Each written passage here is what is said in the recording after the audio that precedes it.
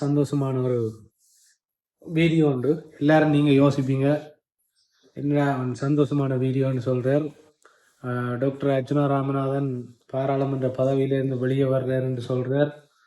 பதவி விலகிட்டார் அல்லது பதவி விலக போகிறார். இதான் கடைசி பாராளுமன்ற உரை என்று சொல்லியிருக்கிறார். இந்த நேரத்தில் வேறு சந்தோஷமான ஒரு வீடியோவில் சந்திக்கிறோம் என்று சொல்கிற விஷயம் சில நேரம் உங்களுக்கு ஒரு பாதிப்பை ஏற்படுத்தினாலும் எனக்கு உண்மையாகவே சந்தோஷம் தான். என்னன்னு சொன்னால் வைத்தியர் அர்ச்சுனா ராமநாதனை உண்மையாகவே நேசிக்கிறார்கள். சில இடங்களில் அவற்ற இடத்துல இருந்து சிந்திக்க சில விஷயங்களை நாங்கள் ஆழமாக சிந்திக்க வேண்டிய ஒரு தேவை ஒன்று இருக்குது. அதை விட வைத்தியர் அர்ச்சுனா ராமநாதனுடைய இந்த பதவி விலகல், பதவி இழப்பு, பதவி விலகுகிறாரா, பதவியிலிருந்து விலக்கப்படுகிறாரா, அவரா விலகிறாரா, இப்படி பல விவாதங்கள் இந்த வாடகை வாய்கள் நிறைய இருந்து சும்மா ஆச்சு கொண்டிருக்கும். அவையை பற்றி பிறகு கதைப்போம். இப்போ நாங்கள் எங்களோட விஷயத்துக்கு வருவோம். இப்போ டாக்டர் அர்ச்சுனா ராமநாதன் பாராளுமன்ற உறுப்பினர் பதவி விலகிறது எனக்கு கவலையா என்று கேட்டீங்களேன்னு சொன்னால் துளியளவும் எனக்கு கவலை இல்லை. ஏனென்று சொன்னால் அவருடைய பாராளுமன்ற பதவியிலிருந்து அவர் இறங்கி வெளியே கொஞ்சம் ஃப்ரீயாக இருக்க போறாருன்றதுல எனக்கு நல்ல சந்தோஷம். என்னன்னு சொன்னால் எங்கட மக்களுக்காக எவ்வளவு போராடினாலும் எங்கட மக்கள் எந்த நேரமுமே கடந்த காலங்களில் எங்கட தியாகங்களை நினைக்க போறது இல்லை. உங்களுக்கு தெரியும், ஒரு முன்னாள் போராளி அண்ணா ஒரு ஆள் இப்போ வீடியோக்கள் வைரலாகி கொண்டிருக்கு இணையதளங்களில். உண்மையாகவே கவலையாக இருக்குது. பியர் டின்னுகள் பொறுக்கி சேர்த்து செய்து கொண்டிருக்கிறார் வீல் சேரில். அவைன்ற ஆரம்ப அர்ப்பணிப்புகளையும் அவைன்ற ஆரம்ப போராட்டங்களையும் இன்றைக்கு யாரும் நினைக்கிறீங்க. அப்போ நானேன் வைத்தியர் அர்ச்சுனா ராமநாதன் கொஞ்சம் ரெஸ்ட் எடுக்கிறது, இந்த பாராளுமன்ற பதவியில் இந்த கழுசறைகளோட நின்று சண்டை பிடிச்சி நாயன்று பேசினா எங்களோட சமூகம் என்ன சொல்லுமெண்டா, இவர் ஒரு டாக்டர், இவர் நாயன்று பேசலாம், நாயன்று தானே பேசலாம். கழுதை என்று பேசினா இவர் ஒரு டாக்டர், இவர் கழுதை என்று பேசலாமோ? ஒரு பாராளுமன்ற உறுப்பினர் பாராளுமன்றத்தில் கழுதைகள் கொஞ்சம் இருந்தால் அதை கழுதை என்று சொல்றதுல என்ன தப்பு இருக்கு சொல்லுங்க. ஆகும் அதை எங்களோட சமூகம் ஏற்றுக்கொள்ள தயாராகில்லை. இப்போ போராடவும் வேணும், ஆனால் கோவப்படாமல் போராடணும், ஆத்திரப்படாமல் போராடணும். ஆத்திரப்படாமல் போராடணும்னா இப்போ போராட்டம்ன்றது ஒருத்தர் எங்களோட எதிரிக்கு எதிராக போராடுறாங்க, எதிரிக்கு வலிக்கிற மாதிரி தான் சில வேலைகளை செய்யணும். அப்போதான் எதிரிக்கு வலிக்கும், அந்த போராட்டம் வெளிவிட்டாயிருது. ஆனால் நாங்கள் கயந்தகுமார ஐயா மன்னித்து கொள்ளுங்கள் அல்லது ஐயா தவறு செய்யாதீங்கோ என்று சொல்லித்தான் பேச வேணும் என்று எங்களோட மக்கள் விரும்பினோம். அது வைத்தியர் அர்ச்சுனா ராமநாதனால கஷ்டம், ஆனால் அதுவும் என்னால் முடியும் என்று கடைசி பாராளுமன்றத்தில் கடைசியாக இருந்த இந்த பாராளுமன்ற நாட்களில் அவர் மிக தெளிவாக தன்னால் எவ்வளவு மரியாதையான வார்த்தைகளை பயன்படுத்தி அரசியல் செய்யவும் தெரியும், ஆனால் யாருக்கு எந்த ஆயுதத்தை எடுக்கணும் என்றும் எனக்கு தெரியும்ன்றதை மிக தெளிவாக நிரூபித்து காட்டி தன்னுடைய அரசியலை செய்திருக்கிறார். இப்போ அடுத்தது கேட்பீங்கள், இவ்வளவு கதைக்கிறீங்கள், இவ்வளவு டாக்டர் சம்பந்தமான விஷயங்களை கதைக்கிற நீங்கள் அவற்றை குரல் பாராளுமன்றத்தில் கேட்காம போகும்போது அல்லது அந்த குரல் நிறுத்தப்படுது, அது சம்பந்தமாக உங்களுக்கு கவலை இல்லையான்னு கேட்டால் எனக்கு துளியளவும் கவலை இல்லை. என்னன்னு சொன்னால், ஒருவருடைய அருமையை புரிய வைக்கணுமெண்டா ஒரு இடவழியை நாங்கள் உருவாக்கணும், அதை புரிஞ்சுக்கொள்ளுங்க. இப்போ எந்த நேரமுமே நாங்கள் இப்போ குடும்பங்களில் பாவம் சகோதரங்கள் எல்லாரும் சேர்ந்துருந்தால் ஒரே சண்டை பிடிச்சி கொண்டிருப்பாங்க. ஆனால் ஒரு அக்காவோ ஒரு அண்ணாவோ ஒரு மாதமோ 2 மாதமோ வீட்டில் இல்லைன்னு சொல்லிங்க அவையை தேட தொடங்கிடும். அந்த நேரங்களில் அந்த 1 மாதத்துக்கு முதல் அவை செய்த நல்ல செயல்கள், அவையால் நாங்கள் பெற்றுக்கொண்ட நலன், சில வேளை படுக்கை போட்டு விடுறதுலேருந்து, பாய் விரிச்சு விடுறதுலேருந்து, உடுப்பு துவைக்கிறதுலேருந்து வீட்டில் இருக்கிற ஒரு அக்காவோ தங்கச்சியாக இருக்கலாம். ஆனால் நாங்கள் அவை இருக்க சண்டை பிடிப்போம், அதை பற்றி எங்களுக்கு தெரியாது. நீ லூஸ் அண்டுவோம், பைத்தியம் அண்டுவோம், பிசர் அண்டுவோம், முன்னால் தான் நான் இப்படி இருக்கிறேன்னுவோம், நீ எங்கேயாவது போய் துளைன்னு கூட சொல்லுவோம். ஆனால் போய் துளைக்கொண்டு போய் துளைஞ்சா அக்கா எப்போ வருவேன், தங்கச்சி எப்போ வருவேன்னு போன இடத்துக்கு கேட்போம். இப்போ வைத்தியர் அர்ச்சுனா ராமநாதனுடைய அந்த இடைவெளியை வந்து மக்கள் புரிஞ்சு கொள்றதுக்கு ஒரு கால அவகாசம் தேவை. ஏன்னு சொன்னால் இவர் வைத்தியத்துறையில் நடந்த ஊழல்களை கதைச்சு வைத்தியத்துறையில் நடந்த பிரச்சனைகளை கதைச்சு கொண்டு வரைக்க உடனடியாகவே அவர் பாராளுமன்றத்துக்குள்ளே வந்து வைத்தியசாலை ஊழல் ஒரு நீண்ட இடைவெளி இல்லாமல் உடனடியாகவே அடுத்தடுத்த கட்டமாகவே திடீரென்று வந்து எங்களோட மக்களுக்காக குரல்களுக்கு கொடுக்க வெளிக்கிட்டோன்னே அவன் நிறைய இதுகள் வைக்க தொடங்கினேன். என்னென்னா டிமாண்ட் பண்ணது, நீங்கள் அரசியல் செய்யணும் ஆனால் இப்படித்தான் செய்யணும், நீங்கள் கதைக்கணும் ஆனால் இப்படித்தான் கதைக்கணும், ஊழலை கண்டுபிடிக்கணும் ஆனால் இப்படித்தான் கண்டுபிடிக்கணும், ஊழல்வாதிகளை எதிர்க்கணும் ஆனால் இப்படித்தான் எதிர்க்கணும், களவெடுத்தனும் கள்ளன் சொல்லக்கூட மரியாதைக்குரிய ஐயா கள்ளன் அவர்களே என்று கதைக்கணும். இப்படியெல்லாம் நிறைய இதுகளை போட வலிக்கணும். அப்போ எங்களோட சமூகம் தான். இப்போ நீங்கள் இதில் வந்து நிறைய பேர் கதைப்பீங்க, நிறைய பேர் கணக்கு எழுதுவீங்கள், யதார்த்தத்தை தான் நாங்கள் கதைக்கணும்.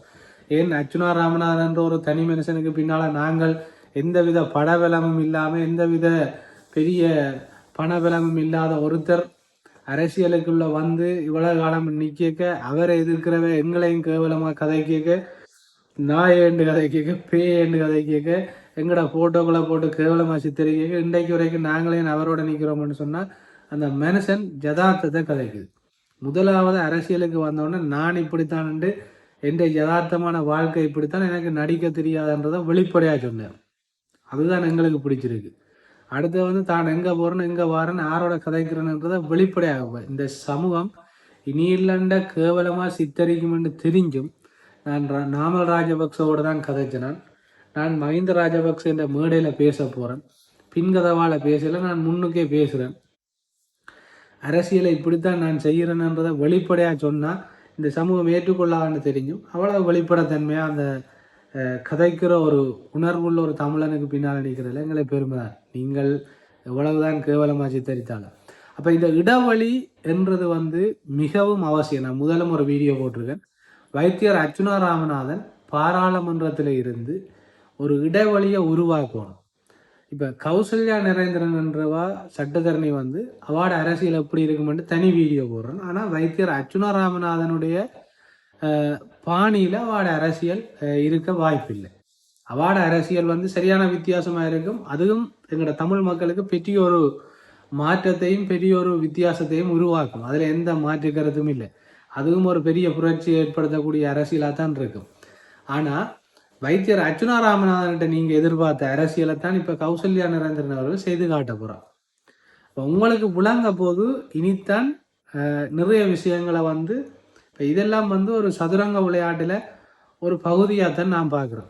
இப்போ வைத்தியர் அர்ச்சுனா ராமநாதனுடைய சதுரங்க விளையாட்டில் ஒரு பகுதியாகத்தான் நான் இந்த அரசியலை பார்க்குறேன். இப்போ கௌசல்யா நரேந்திரன் சட்டத்தரணி அவர்கள் பாராளுமன்றத்துக்குள்ளே போன பிறகு நடக்க போகிற அரசியல் தான் இவ்வளவு காலமும் பாராளுமன்றத்தில் எப்படி வைத்தியர் அர்ச்சுனா அரசியல் செய்யணுமென்று எங்கட தமிழ் மக்கள் பிரார்த்திச்சினமோ அந்த அரசியலை அவன் அங்கே செய்ய போகிறான். அந்த அரசியல் எப்படியான பாதிப்பை மக்களோட மனசில் உருவாக்கும்ன்றது தான் எங்களுக்கு இனி மக்கள் வைத்தியர் அர்ச்சுனா ராமநாதன் சம்பந்தமான ஒரு இடைவெளியை புரிஞ்சு கொள்றதுக்கான ஒரு சந்தர்ப்பமாக இருக்கும். இந்த இடத்துல சட்டத்தரணி கௌசல்யா அவர்கள் அரசியலில் பலவீனமானவரான்னு கேட்டால் இல்லை. அங்கே தான் நாங்கள் தப்பாக புரிஞ்சு கொள்கிறோம். அந்த அரசியலில் அவள் பின்தங்க போகிறவான்னு கேட்டால் இல்லை. ஆனால் நாகரிகமான அரசியல், ஆனால் ஒரு புரட்சிகரமான அரசியலை செய்யக்க எப்படியான விளைவுகள் உருவாகும். இப்போ அன்றைக்கு அந்த இன்பராசான்னு சொல்லி ஒரு அண்ணன் ஒரு ஆள் இருக்கார், மட்டக்களப்போ திருவண்ணாமலையோ இங்கேன்னு தெரியல. அவர் வைத்தியர் அர்ச்சுனா ராமநாதனுக்கு எதிரானா வைத்தியரை இனி இல்லைன்ற இதாக விமர்சிப்பார், கால் புணர்ச்சியில் கத்துவார், குளறுவார், பல்ல நிரம்புவார். ஆனால் அவர் தன்னை அறியாமலே சொல்கிறார், கயந்திரகுமார் பொன்னம்பலத்தை பேசிக்க உனக்கடா அவன் அர்ச்சுனா சொன்ன மாதிரி உன்னை அர்ச்சுனா தூக்கி அடிச்சிருக்கணும் அந்த இடத்துல என்று சொல்கிறாருன்னு சொன்னால் தன்னால் முடியாத இன்னொருத்தன் செய்வேன் என்று சொன்னதை அவர் ஏற்றுக்கொள்கிறார். வைத்தியர் அர்ச்சுனா ராமநாதனை பிடிக்காட்டியும் அவர் ஏற்றுக்கொள்கிறார், இவைக்கு இந்த மருந்து தான் சரி என்றதை ஏற்றுக்கொள்கிறார். இப்படியான மொழியில தான் இவையோட பேசணும்ன்றதை ஏற்றுக்கொள்கிறார். ஆனால் வைத்தியர் அர்ச்சுனாவை விமர்சிக்கிறார். இப்படி ஒருத்தர் சொல்றதை நாங்கள் இப்போ பார்த்து கொண்டிருக்கிறோம். ஒருத்தர் ரெண்டு பேர். கௌசல்யா நரேந்திரன் அவர்கள் சட்டத்தரணி பாராளுமன்றத்துக்குள்ள போனதுக்கு பிறகு எல்லாரும் சொல்லுவேன், இந்த இடத்துல டாக்டர் அர்ச்சுனா இருந்திருந்தா இவங்களுக்கு சரியான பாடம் படிப்பிச்சிருப்பார், அல்லது அவர்தான் இந்த விஷயத்துக்கு சரி. ஒரு பொம்பளை பிள்ளையோட இவங்க இவ்வளவு கதைக்கிறாங்களா, இதுல அர்ச்சுனா ராமநாதன் இருந்திருக்கணும். அல்லது இந்த டிசிசி மீட்டிங்ல அர்ச்சுனா இருந்திருந்தா எழும்பி காதை பத்தி 2 போட்டிருப்பார். ஒன்று இடைவெளி தமிழ் மக்கள் மத்தியில அந்த இடைவெளி தான் அந்த பாடத்தை படிப்பிக்கும். அதுக்கு பிறகு வைத்தியர் அர்ச்சுனா ராமநாதன் தேவை என்றதை மக்கள் உணர்ந்து கொள்ளணும். அப்ப இந்த அரசியல்ல இருக்கிற ஏற்பட போற இடைவெளி தான் நிறைய பேருக்கு வைத்தியர் அர்ச்சுனா ராமநாதன் என்றா யார். வைத்தியர் அடிக்கடி டாக்டர் சொல்லுவார், ஒரு காலத்தில் என்ன தேடுவீங்க, அந்த டைமில் நான் இருக்க மாட்டேன்னா. இப்போ பாராளுமன்றத்தில் டாக்டர் ரிசைன் பண்ணிட்டாருன்னு சொன்னால் அந்த 2 வருஷமோ 2.5 வருஷத்துக்கு திருப்பி அவர் பாராளுமன்றத்துக்குள்ளே போயிடலாம். மாகாண சபை நீ எப்போ வைப்பாங்க, எப்படி வைப்பாங்க, அது வைப்பாங்களா வைக்க மாட்டாங்களான்றது 2வது பிரச்சனை. ஆனால் வைத்தியர் அர்ச்சுனாட அரசியல் எப்படி இருக்க போன்றதை நாங்கள் அடுத்த அதை கதைப்போம். ஆனால் அந்த இடைவெளி எப்படி ஒரு பெரிய பாதிப்பை தமிழ் மக்களுக்கு உருவாக்க போகுதுன்றதையும் திட்டமிட்ட ரீதியில் இந்த சைக்கிள் கட்சியும் தமிழரசு கட்சியும் சிங்கள முகவர்களை வச்சு அவற்றை பதவிக்கு வச்சிருக்கிற இந்த ஆப்பில் இருந்து அவர் எப்படி வெளியே வாராருன்றதையும் நாங்கள் இனங்கண்டு கொள்ளணும். இப்போ ஒரு விஷயம், மண்டவளம் உள்ளவனுக்கு எவ்வளவுதான் நாங்கள் ஆப்படிக்க வழிகிட்டாலும் அவர் தன்னுடைய மூளையில் இருக்கிற அந்த விஷயத்தை பயன்படுத்தி அடுத்த அரசியல் எப்படி செய்யணும்னு அவருக்கு தெரியும். நீங்கள் பதவியை தூக்கினா அந்த பதவியை தூக்குற அந்த விஷயத்தை வச்சு எப்படி அரசியல் செய்கிறதுன்றது வைத்தியர் அர்ச்சுனா ராமநாதனுக்கு தெளிவாக தெரியும். அதால நீங்கள் பிடுங்குற ஆணிகளால பாதிப்பு அர்ச்சுனாண்ட பதவியை பிடுங்கினோம், பதவியிலிருந்து தூக்கப்படுறார், வழக்குகளால் அவர் பதவியை இழக்கிறாரா அல்லது விட்டு கொடுக்குறாரா? இந்த தேவையில்லாத விவாதங்களை விட்டுட்டு அவர் விட்டு கொடுத்தாலும் அல்லது இழந்தாலும் 2ம் அவருக்கு பிளஸாக தான் மாறும். அதில் எந்த மாற்று கருத்தும் இல்லை. உங்களுக்கு இன்னொரு விஷயத்தையும் அவர் படிப்பிக்கிறார். இதில் என்னன்னு சொன்னால் 2 விதமான அரசியலை நீங்கள் எதிர்பார்த்துறீங்க. அர்ச்சுனா ராமநாதன் என்ற ஒரு பாராளுமன்ற உறுப்பினரை எல்லாரும் சேர்ந்து விமர்சிச்சவர், இவருக்கு நாகரிகம் தெரியாது, இவருக்கு கதைக்க தெரியாது, இவருக்கு பேச தெரியாது, இவர் செய்கிற அரசியல் பிள்ளையண்டு. இப்போ உங்களுக்கு சரியான ஒரு மென்மையான ஒரு சாந்தமான ஒரு பெண்மணியை பாராளுமன்றத்துக்கு அனுப்பியிருக்கு, அதான் அரசியல் செய்ய போறா. அந்த அரசியலுடைய பிரதிபலிப்புகள் எப்படி இருக்குன்னு எங்களோட மக்கள் பார்க்க போயிடும் இருந்து. அந்த நேரத்தில் அர்ச்சுனா ராமநாதன் என்றவர் தேவையா இல்லையான்றதை மக்களுக்கு உணர்த்த போகுது இந்த இடைப்பட்ட காலம். இப்போ பதவியை இழக்கிறாரா பதவியை விட்டு கொடுக்குறாரான்ற தேவையில்லாத விவாதங்களை விட்டுட்டு இங்கே நடக்க போகிற சம்பவத்தை தான் நாங்கள் பார்க்கணும். என்ன பொறுத்தவரை வைத்தியர் அர்ச்சுனா ராமநாதன் என்றவர் இந்த இடப்பட்ட காலத்தில் சரியான சந்தோஷமா ஹாப்பியா அவருடைய வேலைகளை பார்த்து கொண்டு அரசியலில் அடுத்த கட்ட நகர்வுகளை நாங்கள் நகர்த்தி கொண்டு போகணும்ன்றதுதான் போவார்ன்றதான் என்ற ஒரு கணிப்பு. அது அர்ச்சுனா ராமநாதன் என்ற பாராளுமன்ற உறுப்பினர் அடுத்தது என்ன செய்ய போறாருன்றது அவருக்கு மட்டும்தான் தெரியும். அவரை புரிஞ்சு கொள்றதுக்கு ஒரு குறிப்பிட்ட காலங்கள் எடுக்கும். அவர் ஆரம்பத்தில் சொல்ற எந்த விஷயமுமே எங்களுக்கு உடனடியாக புரிஞ்சு கொள்ள முடியாது. ஏன்னு சொன்னால் அர்ச்சுனான்றவர் 10 பேரோட சேர்ந்து 11வது ஒரு ஆளாக எங்களுக்கு வந்த ஆள் இல்லை. வருகிற ஒரு ஆட்களில் வருகிற அவதாரங்களில் ஒரு அவதாரமாக இப்போ வந்திருக்கிற ஒருத்தர். எங்களுக்கு இனி அர்ச்சுனான்ற ஒருத்தரை இந்த அர்ச்சுனாவிட்ட கிடைக்கிறதுக்கோ தேடுறதுக்கோ பல தசாப்தங்களோ காலங்களோ எடுக்கும். அது அரிது. அந்த நேரம் நாங்கள் இருக்க மாட்டோம். அப்போ இருக்கிற அர்ச்சுனா ராமநாதன் என்ற ஒருத்தரை அவராகவே ஏற்றுக்கொள்ளுங்க. அதுதான் முக்கியம், அதுதான் தேவை. இன்றைக்கு நாங்கள் என்ன நினைக்கிறோம்னா நாங்கள் நினைக்கிற ஒரு அர்ச்சுனா வரணும்னு யோசிக்கிறோம். அது வாழ்க்கையில் நடக்காது.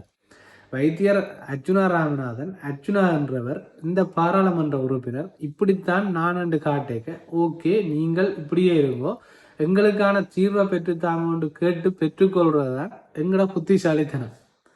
அதை விட்டுட்டு இல்லை நான் நினைக்கிற அர்ச்சுனாவா அல்லது காது இஞ்சி இருக்கிற அர்ச்சுனாவா கண் இஞ்சி இருக்கிற அர்ச்சுனாவா அல்லது நான் சொல்ற மாதிரி வெள்ளை அர்ச்சுனாவா கருப்பு அர்ச்சுனாவா வேணும்னு நீங்க விரும்புற மாதிரி கேட்டா உங்களோட பிள்ளைகளை வச்சு இப்படி ஒரு அரசியலை செய்து கொள்ளுங்க, அல்லது நீங்கள் இறங்கி அரசியலை செய்யுங்க. நாங்கள் எதையுமே இழக்க மாட்டோம். வாரவர் நாங்கள் சொல்ற மாதிரி அரசியல் செய்யணும்னு சொன்னா அந்த பேத்தனமான கதையில விட்டுட்டு அவற்றை பாட்டில் இருக்க விடணும். நாங்கள் கதைக்கிற சிலருக்கு கடுப்பாகும். இப்போ நாங்கள் கொடுக்குற காசால நாங்கள் கொடுக்குற பணத்தால் இத்தனை வருஷமா நீங்கள் தமிழரசு கட்சிக்கு கொடுக்காத பணத்தையா வைத்தியர் அர்ச்சுனா ராமநாதனை கொடுத்துட்டீங்க. அல்லது இத்தனை வருஷமா கயந்திரோமார் பொன்னம்பலத்தை கொடுக்காத பணத்தை நீங்கள் வைத்தியர் அர்ச்சுனா ராமநாதனுக்கு கொடுத்துட்டீங்க. நீங்கள் கொடுக்குற பணத்துக்கெல்லாம் நாடகம் ஆடணும், நடிக்கணும் என்ற தேவை ஒரு எம்பிபிஎஸ் படித்து டாக்டர் ஆகணும், யாரும் அட்மினிஸ்ட்ரேஷன் படித்து அதில் ஒரு பெரிய ஆள் ஆகணும் என்ற கனவோட வாழ்ந்த ஒரு வைத்தியருக்கு நீங்கள் காதை பிடிச்சி இஞ்ச திருப்பினா இஞ்ச திரும்பணும், மூக்கை பிடிச்சி இஞ்ச திரும்பினா இஞ்ச திரும்பணும் என்ற தேவை இல்லை அவருக்கு. உங்களுக்கு ஒரு நல்ல இடவழியை ஏற்படுத்தி தந்திருக்கு. எங்களுக்கு நாங்கள் அதை புரிஞ்சு கொண்டு அடுத்த மாகாண சபை தேர்தலையோ அடுத்த பாராளுமன்ற தேர்தலையோ நாங்கள் அடுத்த கட்ட தெரிவுகளை சரியா செய்யணும்ன்றதுக்காக இறைவனால கொடுக்கப்பட்ட ஒரு தண்டனையா நீங்க ஏற்றுக்கொள்ளுங்க. இது நன்றி, வணக்கம். இன்னொரு வீடியோ.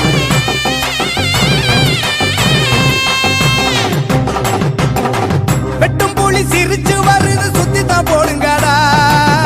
சுட்டு விரல் அசைவ கொஞ்சம் உத்துத்தான் பாருங்கடா. முட்டுத்தடை வென்று வருவோம், ஒற்றுமையாகுங்கடா.